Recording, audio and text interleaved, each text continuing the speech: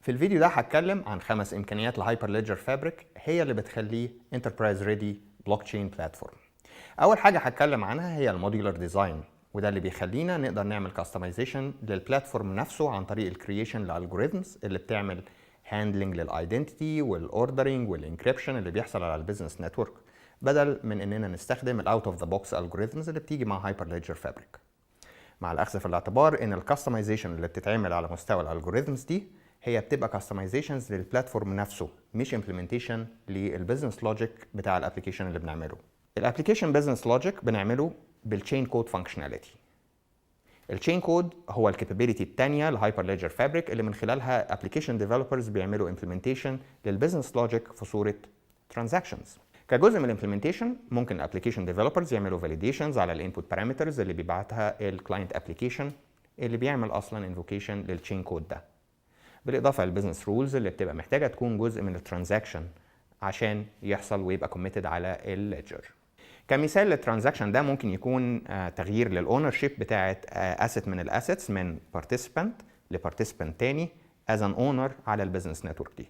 بالطريقه دي التشين كود بيبقى مسؤول عن الانيشاليزيشن والمانجمنت للستيت بتاعه الليدجر عن طريق الاكسكيوشن للترانزاكشنز اللي بتتبعت من كلاينت ابلكيشنز اللي بيعملوا انفوكيشن للتشين كود ده. التشين كود بيتعمل له ديبلويمنت على شانل معينه، والشانل ممكن يبقى فيها جزء من الممبرز اللي على البيزنس نتورك هم اللي بيشوفوا الشانل دي وبيقدروا يعملوا ترانزاكشنز عليها. هتكلم عن الشانلز كمان شويه، لكن دلوقتي خليني اكمل كلام عن التشين كود لايف سايكل. التشين كود لايف سايكل ما بتبقاش محصوره بس في الديفلوبمنت للبيزنس لوجيك، لا كمان بيبقى فيها الباكجينج بتاع الكود عشان يحصل له انستاليشن وانستنشيشن على بير او اكتر من البيزنس نتورك، والانستنشيشن ده بيحصل على واحده او اكتر من الشانلز. التشين كود لايف سايكل كمان فيها ابجريدنج التشين كود من ليفل لليفل تاني تحت نفس الاسم، وكمان ستوبنج وستارتنج التشين كود ده. دلوقتي هتكلم عن الشانلز اللي هي نقدر نصنفها تحت الكاتيجوري بتاع البرايفسي اند كونفيدنشاليتي. عن طريق الشانلز الهايبر ليدجر فابريك بيمكن مجموعه من الممبرز اوف ا بزنس نتورك انهم يعملوا ترانزاكشنز بينهم وبين بعض من غير ما ترانزاكشنز تبقى فيزيبل لبقيه الممبرز اوف البزنس نتورك اللي هم مش على نفس الشانل دي. بالطريقه دي ممكن يكون في اكتر من جروبس من الممبرز على نفس البيزنس نتورك بيعملوا بيزنس بطرق مختلفه من غير ما يخل ده بالبرايفسي بتاعه الديفرنت جروبس. الكابابيلتي الثانيه اللي هتكلم عنها واللي هي ليها علاقه برضو بالسكيورتي في الهايبر ليدجر فابريك هي الايدنتيتي مانجمنت. ولاننا بنتكلم عن بيرميشن بلوك تشين نتورك واستخدامها في البيزنس، هايبر ليدجر فابريك بيقدم ممبرشيب ايدنتيتي سيرفيس هي اللي بتعمل مانجمنت لليوزر ايدنتيتيز وبتعمل اوثنتيكيشن لكل البارتيسيبنتس اللي بيعملوا ترانزاكشنز على البيزنس نتورك. بالطريقه دي نقدر نعمل اكسس كنترول ليست علشان نزود لاير جديده من البرميشن على سبيسيفيك ترانزاكشنز من اللي بتحصل على البيزنس نتورك.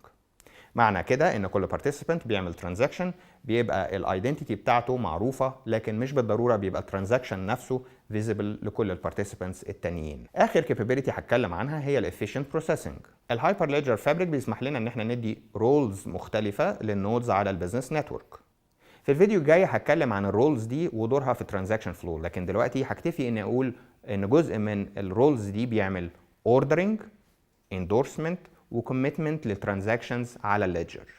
الرولز دي ممكن تكون متقسمه على النودز اللي موجوده على النتورك بحيث ان يبقى فيه سيبريشن اوف كونسيرنز، فده يحسن من الاوفرول بروسيسنج اللي بيحصل على النتورك بدون ما يحصل تاثير من جزء من النودز دي على بقيه النتورك. في الفيديو ده انا اتكلمت عن 5 امكانيات للهايبر ليدجر فابريك، هما الموديولار ديزاين، تشين كود فانكشناليتي، برايفسي اند كونفيدنشاليتي، ايدنتيتي مانجمنت وافيشنت بروسيسنج.